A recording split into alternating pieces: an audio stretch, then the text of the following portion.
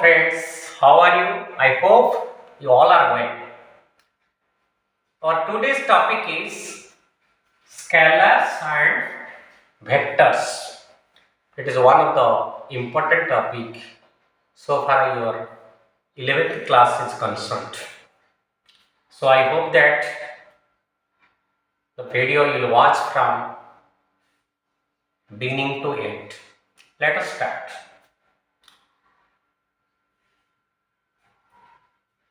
There are two types of physical quantities. What we need to explain the various physical phenomena. The two types I have mentioned the topics scalars and vectors. What are its importance to explain the physical phenomena? Let us see. Suppose I am writing here density. It is the ratio between mass and volume. To understand the term density, we have to know the magnitude of a mass as well as magnitude of a volume. But at the same time, suppose I want to understand the effect of force on a body. The effect of force on a body. The effect of force on a body. Then what I have to know? I have to understand the magnitude of force, magnitude of a mass and acceleration, because we know that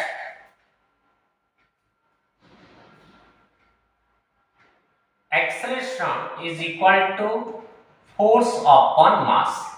That means if I want to know the effect of force on a body, I have to know the acceleration. Not only the acceleration, I have to know the direction of acceleration. Direction of acceleration. That means to know the acceleration, I have to know the magnitude of force as well as magnitude of mass. This is about the first part, acceleration. Again, I have to know the second part. That means in which direction the body is getting the acceleration. In the first case, only I have to know the magnitude of mass and volume.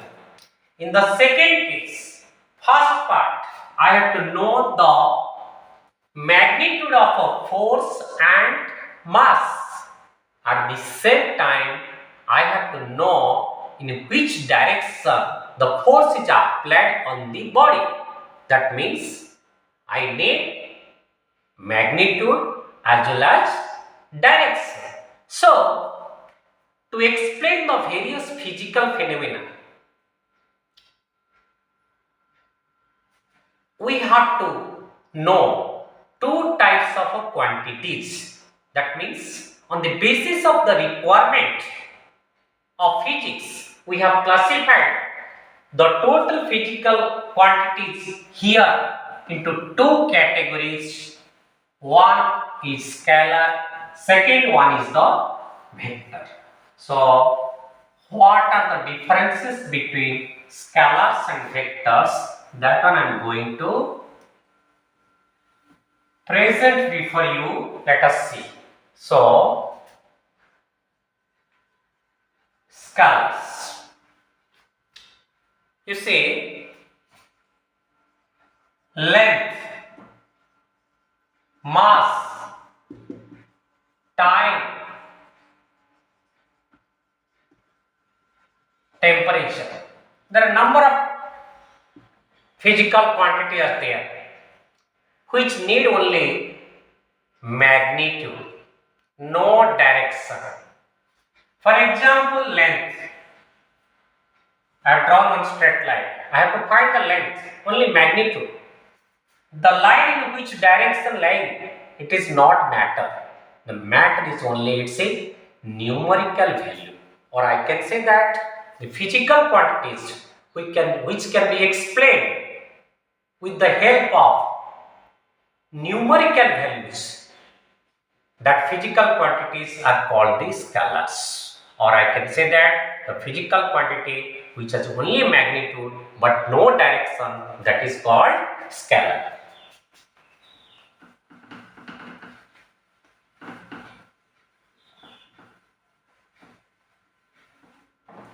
The physical quantity,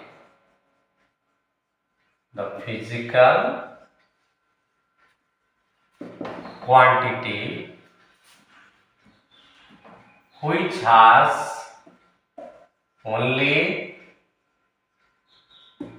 magnitude but no direction is called a scalar quantity. I gave the example: length, mass, volume. These are the scalar quantities. It represents only the magnitudes, no direction. Next, vectors, which is the core concept of this topic. So be careful. What do you mean by vectors? So here I said that there is a differences between density and acceleration. So on the basis of requirement, we have divided the physical quantities into scalar quantities and vector quantities. So what is vector quantities or vectors? Listen carefully.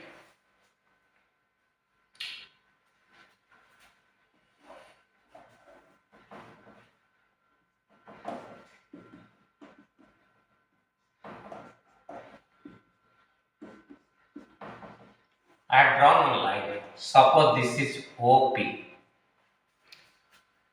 The line OP contains two things. One thing is its length. Second thing is the direction. I have drawn it. This is the north, this is south, this is east, this is west. So the line lying on this board here in northeast direction. That means the line represents a vector. What is vector? Any physical quantities which are magnitude as well as direction. Any physical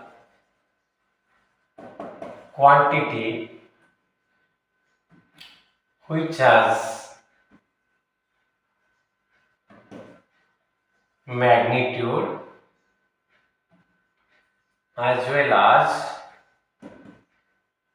direction is called a vector quantity. Any physical quantity which has magnitude as well as direction is called a vector quantity. How will represent this vector quantity? Generally, we use the alphabets with arrow mark. In textbooks, there may be bold letters. This bold letters, it may be in a small letter also, does not matter. So this bold letter also represents the vector quantity, but it is not convenient to write the bold letter. For that purposes, throughout the topic, I shall use the arrow mark over the alphabets. Suppose V is a velocity vector. So with the V I am using the arrow mark. Arrow mark represents the direction. Okay. So any physical quantity which has magnitude as well as direction, that is called the vector quantity. For example, displacement is a vector quantity. Acceleration is a vector quantity. Force is a vector quantity, because all these terms what I said, they have magnitude as well as direction. So displacement, you know that it is the shortest distance between 2 points. Acceleration,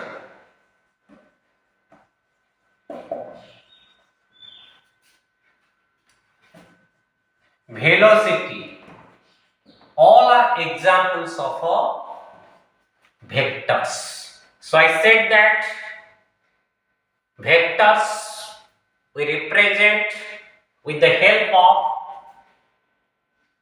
arrow mark. Say that O a vector. Here O is the initial point.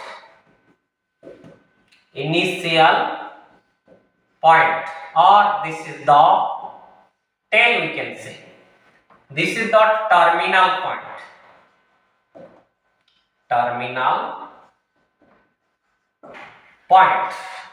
Or we say that is the head of the vector.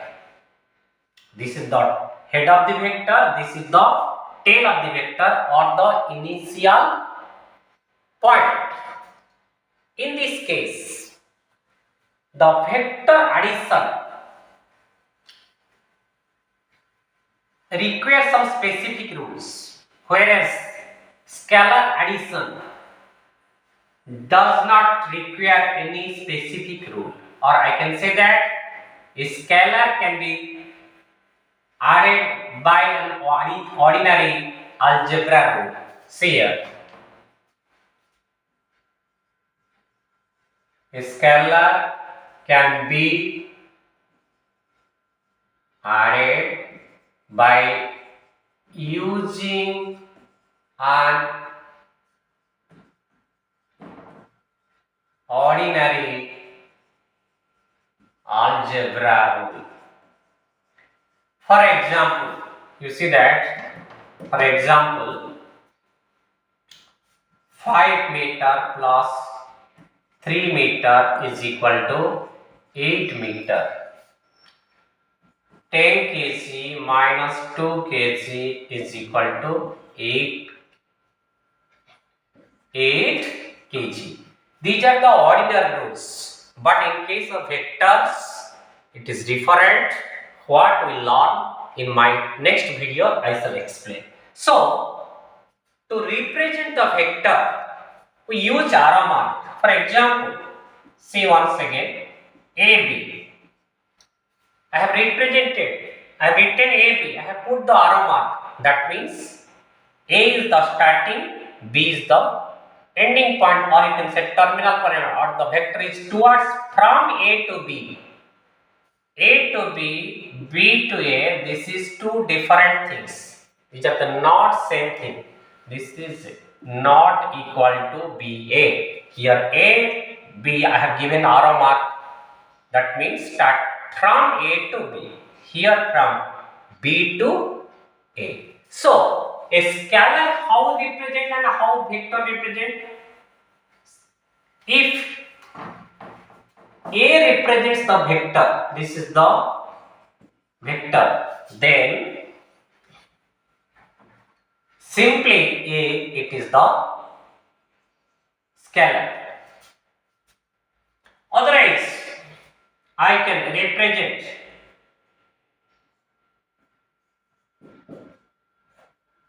this is the modulus of the vector. Modulus of the vector means only magnitude. It has no direction. Only magnitude. And remember that modulus never becomes negative. All the time it is positive. So, the scalar also we can write like this way. Okay. So in my next video, I would like to discuss about the different types of vectors. Until then, bye.